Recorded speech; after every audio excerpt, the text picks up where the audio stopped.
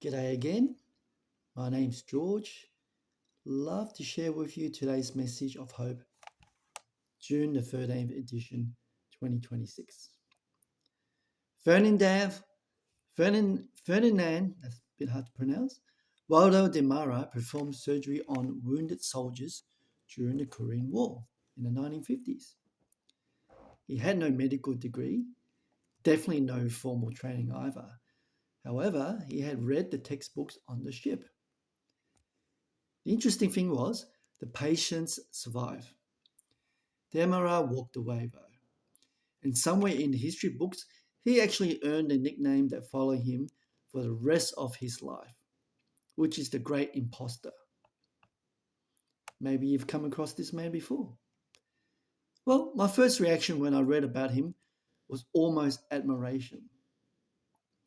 I mean, the audacity of the man himself, the sheer nerve, how could he pull this off? And then I thought about the soldiers on that table. Yeah. Men whose lives hung entirely on a performance, of course. Men who had no idea the hands working on them had taught themselves surgery from the book the week before. Who does that, right? Men who couldn't ask for credentials because they were unconscious. Yeah. And that is where almost stops. Now, fake it till you make it. You've heard it. Maybe you've said it before. And the idea that if you project confidence and competence convincingly enough, of course, the real thing will eventually follow.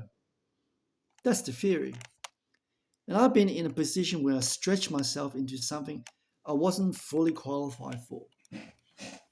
I had a software testing contract. The primary tool was the job required was a program called Test Director. I don't think that still exists anymore. I don't know. And I've never used it before. While the first 2 days were uncomfortable in a specific way, the kind of uncomfortableness where you are nodding at things and hoping the question doesn't come that you can't answer. And I knew exactly what I didn't know, and that gap felt very exposed. Well, I got hold of someone from a previous project. He walked me through what I needed in about an hour. And within 2 days, I had found my feet. I definitely completed that contract, 6 months contract. They were so pleased, they actually offered me another 6 months extension. And I'll be honest, the extension was actually a relief more than a triumph, because I knew how close the first 2 days had felt.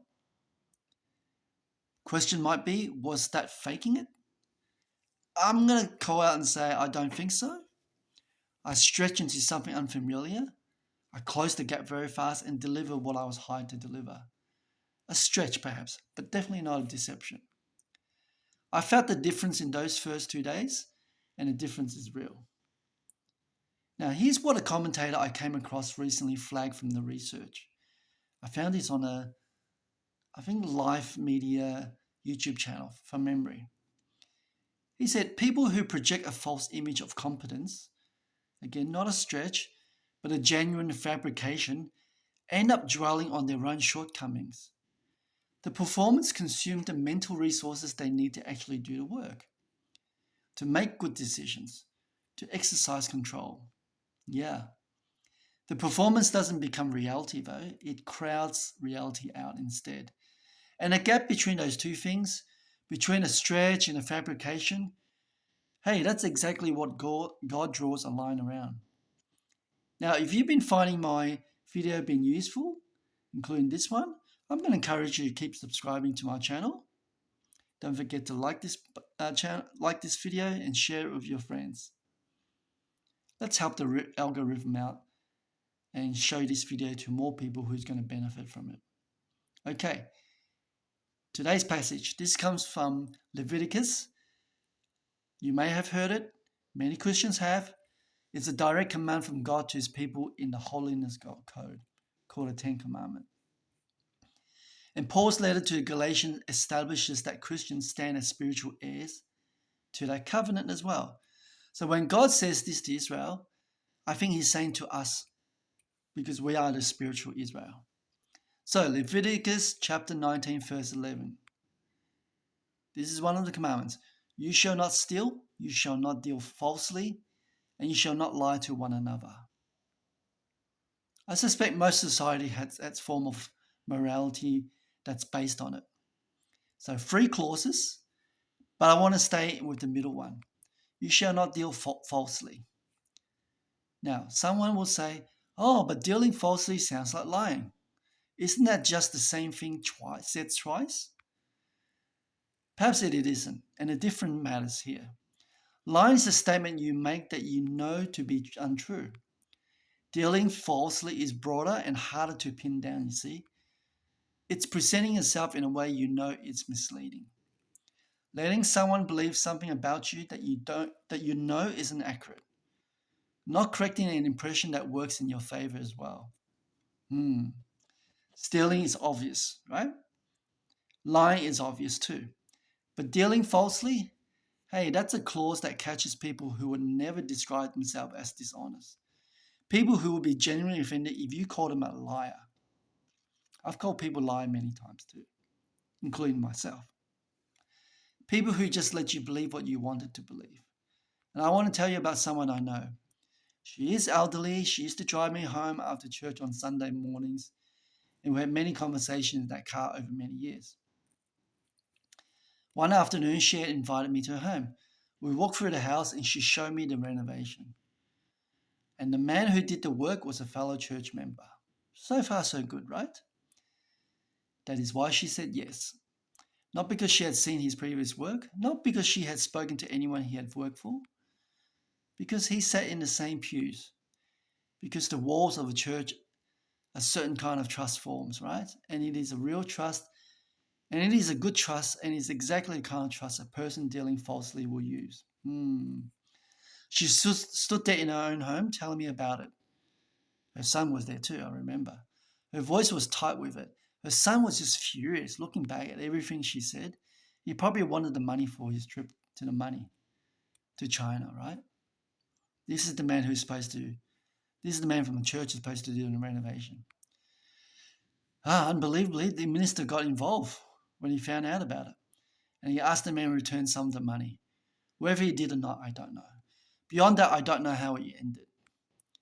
That last part has never quite left me all these years, because unresolved is exactly what dealing falsely leaves behind it. There are no clean consequences and no justice neatly served. In this case, just a woman standing in her own home, showing a friend what it cost her to trust the wrong person. The Bible said, you shall not deal falsely. That command exists because God understands something. The fake it till you make it philosophy does not. That trust, once broken this way, doesn't simply reset. Now, you ask for forgiveness, of course. It leaves a mark on a person who placed it. And the people most vulnerable to that mark are often the ones most willing to extend the trust in the first place. You've been there too, I am very sure. The generous one, the one sitting in the pews perhaps. So here's my challenge for you today. Just one thing, even for the rest of the week. Before you hire someone, especially someone from the church, your community, the people you naturally extend trust to, ask them to show you their work. Maybe their previous job, a client you can call, something you can verify with your own eyes. Ask plainly and watch how they respond. Shared faith is a genuine blessing. Yeah, it's not a credential. And the people who are dealing honestly, the genuinely competent ones, will not flinch at the question. They will just welcome it. Now, back to Leviticus 19:11. You shall not steal, you shall not deal falsely, you shall not lie to one another. Are you hearing it differently now? I'll share you another story, because early in my mortgage brokering business, I was approached about a deal dealing with a trust structure. Previous to that, I had never handled one. I knew enough to know I didn't know enough. Does that make sense? And I knew that was the honest answer to give. So I called a broker I knew who was more experienced because he worked in a bank. He had done this before. Now I brought him to the client meeting and I told the client plainly, my colleague has more experience with this type of structure. We split the commission and we got the deal done. That client still trusts me to this day. He was my ex-colleague. Not because I knew everything, but because I was honest about what I didn't know and found someone who did. And perhaps that is what Leviticus 19, verse 11 looks like when he walks into a room. Not a ceiling or what you can offer, but a foundation you can build a reputation on. Yeah, that elder lady stood in her own room and showed me the damage. Wasn't easy to hear. Friend, what will the people you work with be showing others when they talk about you? And that's today's message of hope. Thanks for being with me. I look forward to seeing another one tomorrow. Have a great day. Don't forget to subscribe, like, and share the video. You take care. Bye bye.